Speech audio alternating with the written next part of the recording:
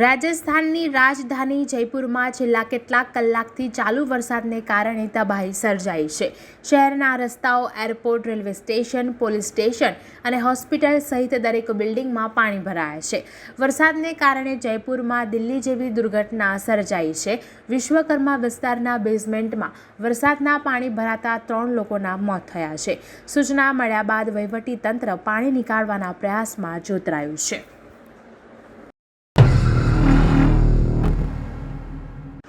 હિમાચલ પ્રદેશમાં ગઈકાલે રાત્રે ભારે વરસાદ બાદ 3 જગ્યાએ વાદળ ફાટવાના સમાચાર છે। કુલ્લુ, મંડી અને રામપુરમાં વરસાદે ભારે તબાહી મચાવી છે। રામપુરના સમેજ ખડ્ડમાં વાદળ ફાટતા સમેજ ગામના અનેક ઘરો તણાઈ ગયા હતા, જેમાં 2ના મોત થયા છે, જ્યારે 51 લોકો ગુમ છે। નદી નાળાના જળસ્તર વધવાને કારણે મલાણામાં પાવર પ્રોજેક્ટ 1નો ડેમ તૂટ્યો હતો। બુધવારે ઉત્તરાખંડના ટિહરી ગઢવાલના ધનસાલીમાં બુધવારે રાત્રે વાદળ ફાટ્યું હતું। આ ઘટનામાં 2 લોકોના મોત થયા હતા, 1 વ્યક્તિ ઘાયલ છે। મંડીના ચોહર ઘાટીમાં પણ મુશળધાર વરસાદ બાદ 1 મકાનના કાટમાળમાં ધસી ગયું હતું। 2 પરિવારના 6 સભ્યો ગુમ છે। કેરળના વાયનાડમાં ભારે વરસાદ બાદ ભૂસ્ખલનમાં મૃત્યુઆંક 270 પર પહોંચી ગયો છે।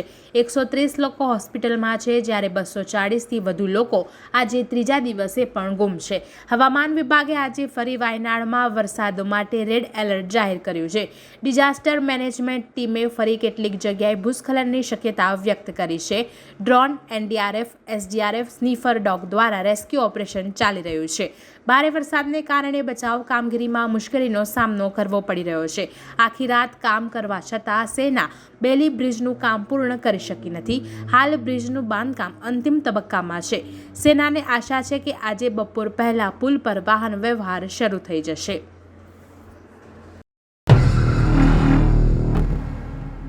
ભૂતપૂર્વ ક્રિકેટર, ભારતીય ટીમના કોચ અને ધ ગ્રેટ વોલ તરીકે ઓળખાતા અંશુમાન ગાયકવાડનું ગત રાત્રે નિધન થયું છે, જેને પગલે ક્રિકેટ જગતમાં ભારે શોકની લાગણી વ્યાપી જવા પામી છે।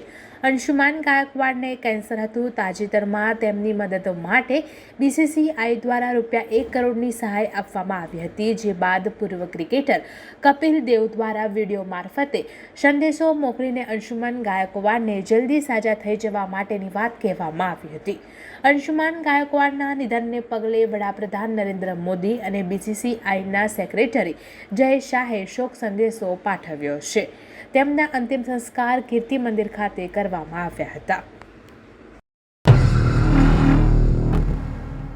દેણા ચોકડી પાસેથી સમા પોલીસે બિનવારસી કારમાંથી 230 કિલો અફીણના છોડના પોસ્ટ ડોડા ઝડપી પાડ્યા હતા। આ પોસ્ટ ડોડા ક્યાંથી આવ્યા અને કાર કોની હતી તે બાબતે તપાસ હાથ ધરી હતી।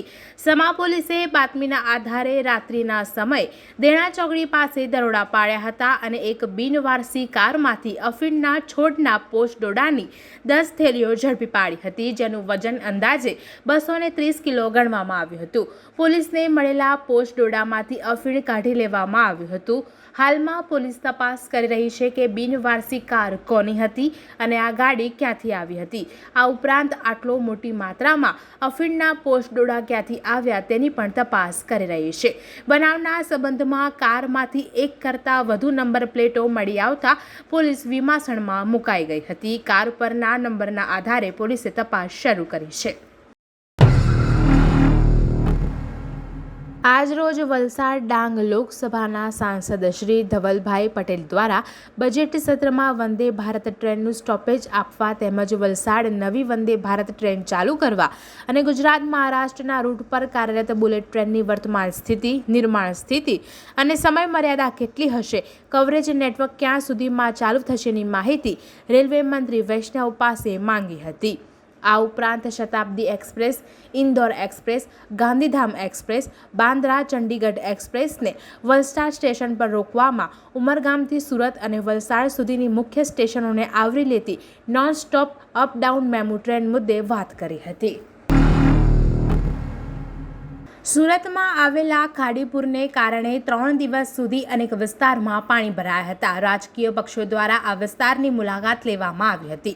દરમિયાન ડેપ્યુટી મેયર નરેન્દ્ર પાટીલ પણ એક વિસ્તારમાં અસરગ્રસ્ત વિસ્તારની મુલાકાતે ગયા હતા, જ્યાં કાદવ હોવાથી તેઓ માર્શલની પીઠ પર બેસીને ગયા હતા. આ ફોટો સોશિયલ મીડિયામાં વાયરલ થયા બાદ ભાજપ પર પસ્તાળ પડી હતી. આ મુદ્દે ભાજપે ડેપ્યુટી મેયરને ઠપકો આપ્યો હતો. આ મુદ્દે વિપક્ષે સામાન્ય સભામાં પ્રશ્ન ઉઠાવવાનો પ્રયાસ કર્યો હતો. સામાન્ય સભા પહેલા વિરોધ પક્ષના સભ્યો એક ટેડી બિયર લઈને આવ્યા હતા. તેના પર ડેપ્યુટી મેયરનો ફોટો લગાવ્યો હતો. જોકે આ સ્ટેચ્યુ લઈને વિપક્ષી સભ્ય સામાન્ય સભામાં આવે તે પહેલા પાલિકાના સિક્યુરિટી ગાર્ડ દ્વારા ટેડી બિયર લઈ લેવામાં આવ્યું હતું, જેના કારણે ભારે હંગામો થયો હતો.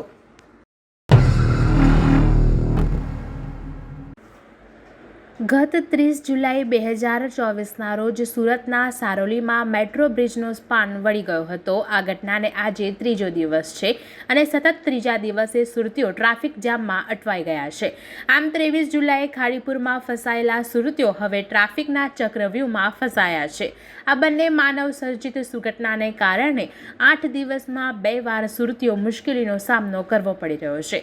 હાલ સારોલી મેટ્રો બ્રિજનો ક્ષતિગ્રસ્ત સ્પાન હટાવવાની કામગીરી ચાલી રહી છે, જેને પગલે અહીં ટ્રાફિક જામની સ્થિતિ સર્જાઈ રહી છે. આ દરમિયાન પર્વત પાટિયાના તમામ પોઈન્ટ સુધી જનાર 7થી વધુ ઓવરબ્રિજ પર હેવી વ્હીકલ પર પ્રતિબંધ મૂકી ડાયવર્ઝન આપવામાં આવ્યો છે.